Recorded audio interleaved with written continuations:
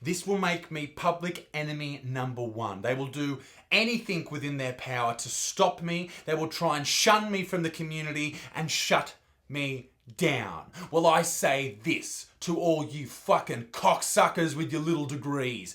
Bring it on, bitch. Ladies and gentlemen, Australian comedy is under attack and something needs to be done right fucking now. G'day you good motherfuckers, the Buttsman here, and I love comedy. Like most people watching this channel, I love watching stand-up comedy. But here's the thing, when I grew up watching Billy Connolly, when I enjoyed as an older person watching Bill Burr or Jim Jeffries before he sold his soul to the devil, I love enjoying and laughing at amazing jokes and fucked up things. But that doesn't happen in Australia. Australian stand-up is very, very different. It's controlled. It's censored. And if you don't play by the rules, you'll never be successful. If you want to be successful in Australia in stand-up comedy, if you want to get on Channel 10, for some fucked up reason, the pinnacle of Australian comedy has always been being on Channel 10. Or being on the ABC. This is what we are fed. And you will not get to that position unless you are politically correct with your stand-up, unless you make fun of the correct things, unless you don't be offensive and you're not mean and you don't punch down and all this shit. It's fucking bullshit and something needs to happen. Something needs to change. Because right now where we are, as soon as a comedian says something that's slightly offensive, the fucking media, the bullshit journalists that exist in this world whose jobs are disappearing by the day, which I applaud, they jump down their throats immediately. Oh, he shouldn't have said that. He needs to apologise. It's a fucking joke, you pussy. It's nothing less than censorship. It's controlled speech. You will not be successful in this country as a comedian, and no one will ever see you unless you are politically correct. But then you look at all the other comedians across the world. The biggest comics in the world are all offensive comedians. So what does that tell you? Does that give you an understanding of why there's no real Australians killing it in the comedy industry worldwide? It's because they're not up to scratch. They're not playing the same game as everybody else. They're playing this controlled, weird, handicapped sport.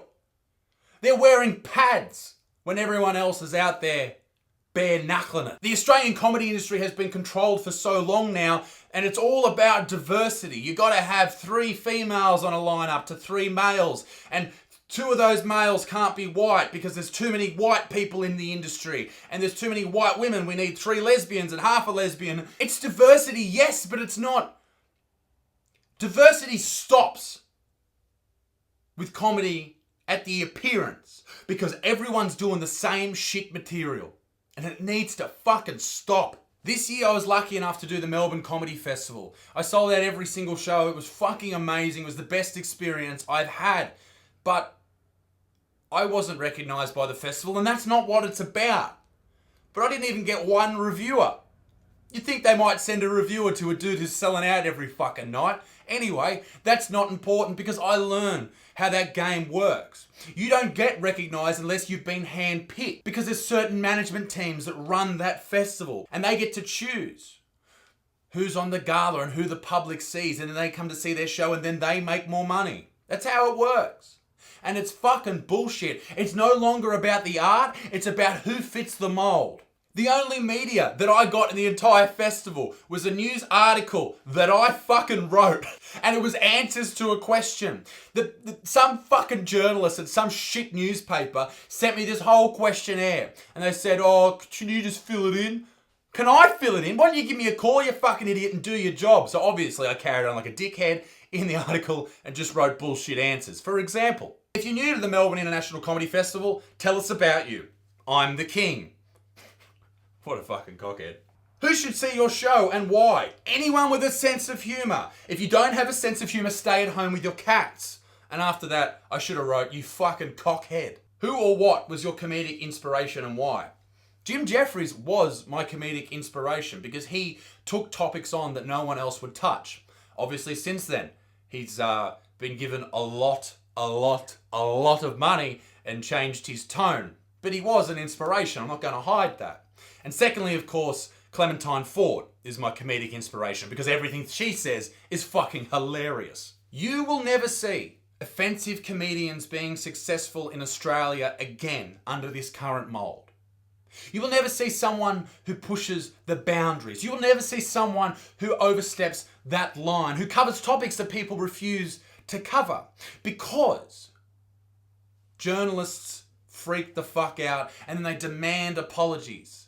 These people who write for these newspapers who are destined to be destroyed in a few more years with, new media like fucking top blokes with beards taken over. These people who should be working at fucking coffee shops, scrubbing the floors, let alone a bloody magazine or a newspaper. They call these people out, they demand apologies, and then that in turn ruins the idea of advertisers. They freak out, and then these comedians are not successful. Now, you don't have to love offensive shock humour, but guess what? Some people do. I love that shit. That's what I fucking enjoy more than anything else in the world, is being offended at a joke and thinking to myself, holy shit, I can't believe they just said that and I'm laughing at it. I'm such an asshole too. Hooray, everyone has a nice time. Mark my words right here. I'm talking shit about the mainstream news and the people who report it. This will make me public enemy number one. They will do anything within their power to stop me. They will try and shun me from the community and shut me down. Well, I say this to all you fucking cocksuckers with your little degrees. Bring it on, bitch. Comedy, stand-up in particular, is a test. It's testing what can and cannot make people laugh. You are endeavouring to find what is humorous that you have discovered within your own mind. And that cannot be done. Free thinking, free thought, free expression of humour cannot be done unless there are known boundaries.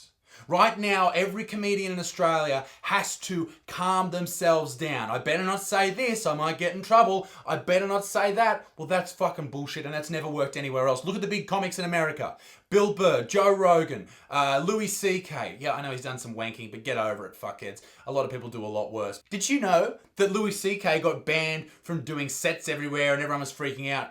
But Rolf Harris still has songs on Spotify that he's making money from? Yeah, cool. Just to show how controlled and politically correct the Australian climate is when it comes to comedy right now, just a few days ago, Barry Humphries, the man behind Dame Edna Everage, an Australian comedy icon and icon in general across the Australian entertainment community, was banned, removed from the pinnacle of the award of the Melbourne International Comedy Festival, the Barry Award, named after him, because he made some comments about transgender folk that were deemed inappropriate. But some very controversial comments from Australian icon Barry Humphries. He's branded, as we mentioned yesterday, transgender celebrity Caitlyn Jenner, quote, a publicity-seeking ratbag. The man best known for playing Dame Edna Everage went on to say Caitlyn is, quote, a mutilated man. The comments he made were about Caitlyn Jenner, and they were taken out of context in many respects by Spectre magazine. In fact, the news article that was produced by it. Now, that article was just jotting down what happened, but it didn't really give too much context into what the actual conversation was about. Barry Humphries was talking about Caitlyn Jenner, talking about transgender people, and saying it was a fashionable choice because Caitlyn Jenner made it a fashion. She was everywhere. Now, I'm not taking away, if you want to be transgender, as I've said many times in many different videos, you do you, baby. You be happy, you make yourself happy, you do whatever you got to do, okay? But Barry's not wrong. He's not being polite, but he's not wrong. And then everyone got upset because he referred to gender reassignment surgery as genital mutilation. Ladies and gentlemen, if cutting your cock off and in creating a vagina is not genital mutilation, then I don't know what is. There's nothing wrong with it, but he's not wrong in saying that that's what it is. And now because of this, Barry Humphries, a legend of Australian comedy, has just been, you're too old, you're too out of the times, you're too white, all this shit. Because you have to fit this mold to be a part of it. You read through the Twitter shitstorm that came out of this. Every fucking cocksucker who was involved in the system about this whole rigmarole with Barry Humphries being a bad dude. You go through and read it, and all these people are the same people. Just weak-minded fuckwits. And that's the end of that story. Because comedy now is all about diversity. Oh! Unless you look like me. Because I recently found this. The Safety House Guide.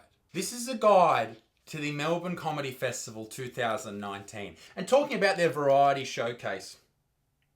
The variety show has guarantees of no audience participation. Imagine selling a show on that, you fucking sooks. Sparkle Puppy host Lisa Sky presents a spectacular rotating lineup of the fest's most diverse acts. Oh, great. Diversity. Awesome. Fantastic. Wonderful. Light on straight white guys. Oh. I didn't know we were picking these lineups based on someone's uncontrollable traits, like their sexual orientation and their skin colour. Light on straight white guys with stale gags. Heavy on smart, silly, sweet laughs. What a fucking shit show. This is ruining the comedy community in Australia. All this has been led.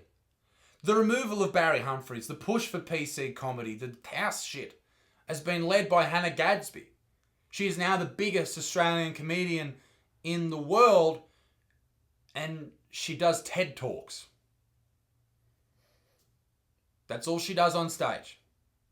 I know a lot of people have been beating around the bush with Hannah Gadsby saying, oh no, you know, it's all about what you find funny and what you... She does fucking TED Talks, all right?